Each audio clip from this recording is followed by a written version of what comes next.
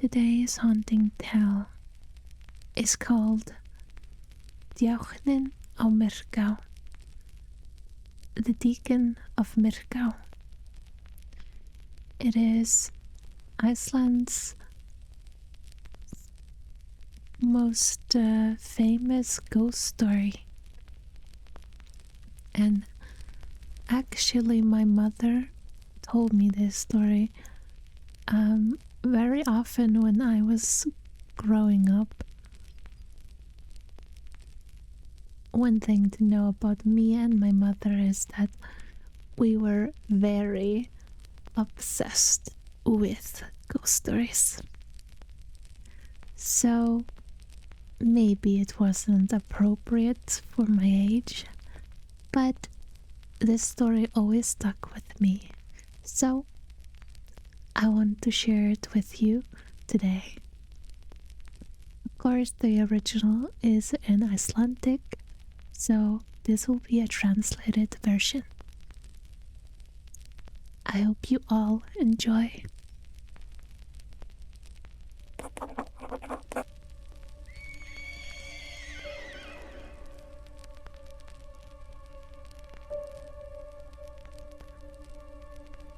Long ago, there lived a deacon at the farm of Myrká in Eyjafjörður. His name has long since been forgotten. He was betrothed to a young woman named Guðrún, who, according to some, lived at the Bægisá on the opposite side of the Hörgá River, where she served as a maid in the priest's household. The deacon owned a dapple grey horse that he rode everywhere. The horse was called Faxi. Not long before Christmas, the deacon rode to Bægisá to invite Guðrún to the Christmas festivities at Myrká. He promised that on Christmas Eve he would come for her at an agreed hour and escort her safely to the celebration.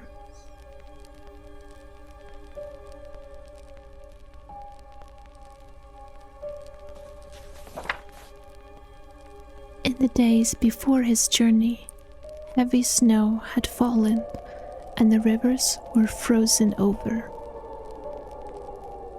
But on the very day he rode to Bægisá, a sudden thaw set in.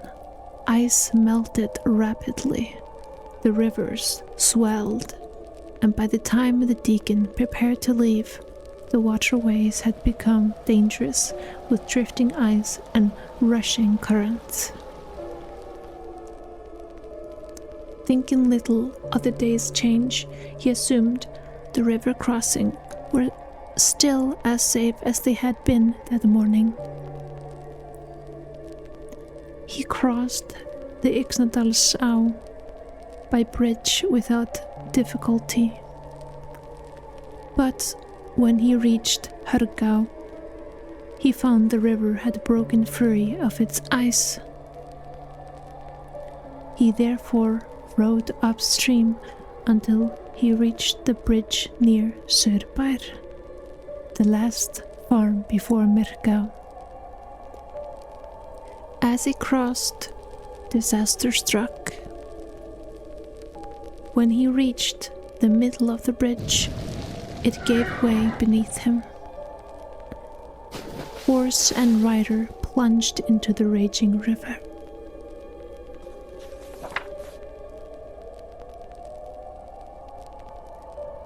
The following morning, the farmer at Thufnavellir rose from bed and noticed a saddled horse wandering below his home.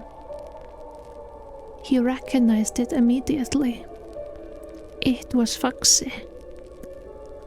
The sight alarmed him, for he had seen the deacon riding south the previous day, yet had never seen him return.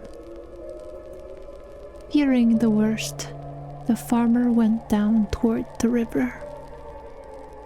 Faxi stood there, soaked to the skin, exhausted and barely able to stand. The farmer continued downstream to the place called Thufnavallarnes. There he found the deacon's lifeless body washed ashore upon the point.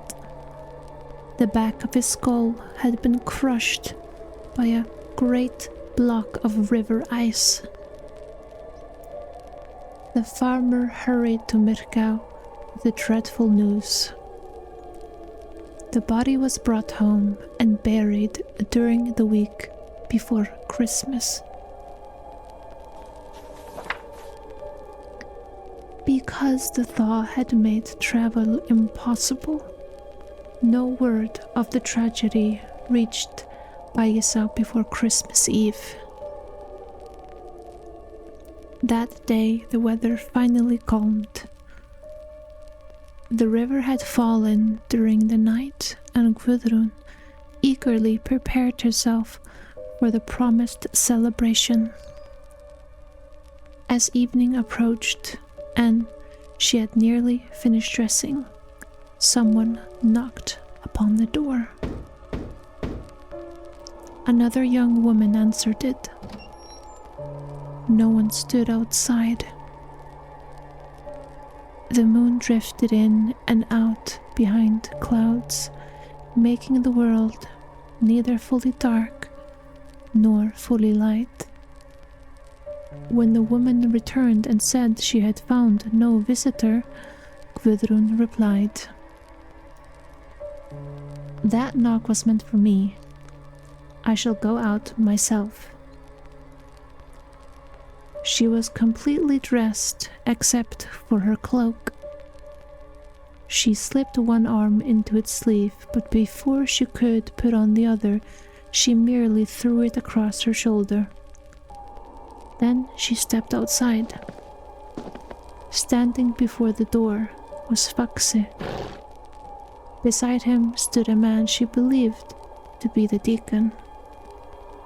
Not a word passed between them. He lifted Guðrún onto the horse. Then he mounted in front of her. Silently, they rode into the winter night.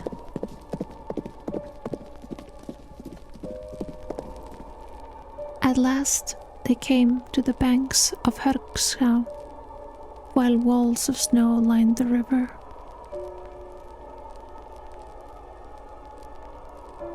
At last, they came to the banks of the Hörgá. High walls of snow lined the river. As Faxi leapt down the snowy bank, the back of the deacon's hat lifted in the wind. Guðrún looked. The back of his head was gone. She could see the white bone of his skull. At that very instant, the clouds drifted away from the moon.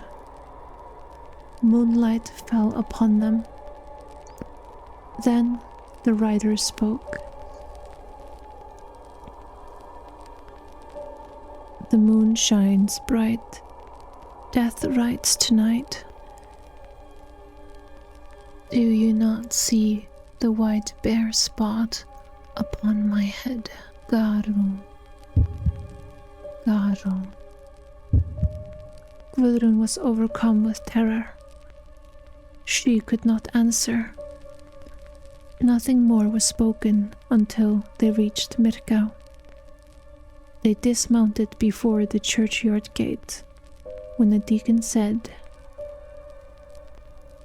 "Wait here, Garún, Garún, while I take Faxi, Faxi, up beyond the churchyard wall."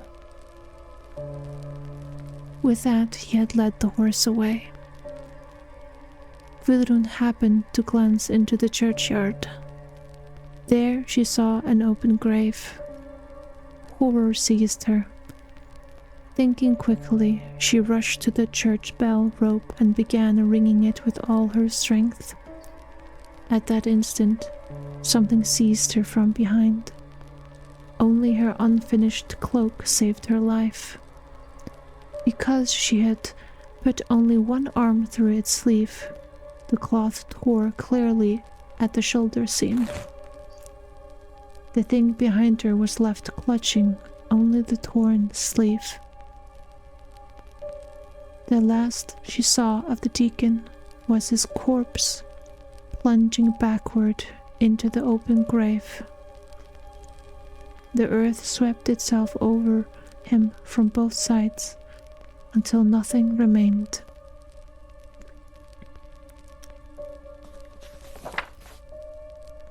Guðrún rang the church bell without stopping until the people of Myrká came running.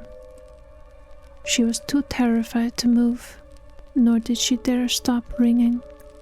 She believed she had been accompanied by the dead deacon himself, though no one had yet told her he had died.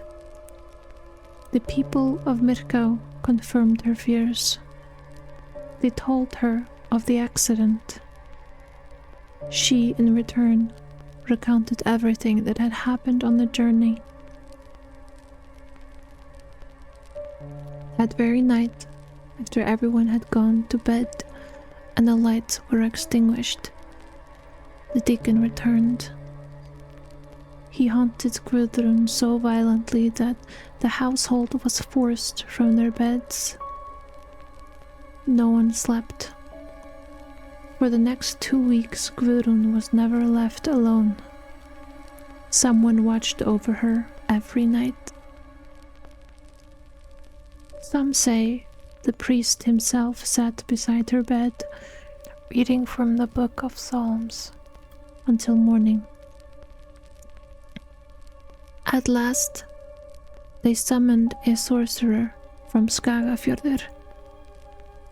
When he arrived, he ordered a great stone to be dug from the hillside above the farm and rolled to the front of the house. That evening, as darkness fell, the deacon came once more seeking entrance. The sorcerer confronted him. Powerful incantations, he forced the goat south of the farmhouse and pinned him to the earth. Then the great stone was rolled on top of him. It is said that the deacon still lies there to this day. After that, the haunting ceased entirely. Guðrún gradually recovered. Not long afterward, she returned to her home at Bæjusá, and the old storytellers say that she was never quite the same again.